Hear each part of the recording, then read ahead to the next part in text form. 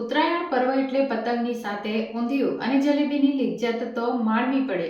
અંકલેશ્વરમાં ઉત્તરાયણ પર્વ નિમિત્તે ઊંધિયું જલેબીની ખરીદી માટે લોકો ઉમટી પડ્યા હતા। કેટલીક દુકાનોમાં ઊંધિયું અને જલેબીની ખરીદી કરવા ભારે ભીડ ઉમટી પડી હતી।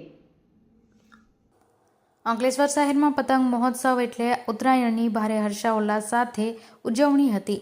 પતંગ રશિયાઓ ટેરેસ ઉપર પહોંચી ગયા હતા અને રંગબેરંગી પતંગોથી અવકાશી યુદ્ધ ખેલવાની શરૂઆત કરી દીધી હતી।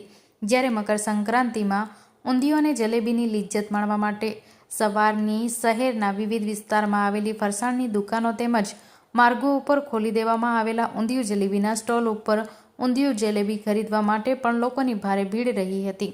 બપોરે જમવાના સમય પૂર્વ પણ ઊંધિયું જલેબીના દુકાનો પણ લોકોનો ભારે ઘસારો રહ્યો હતો।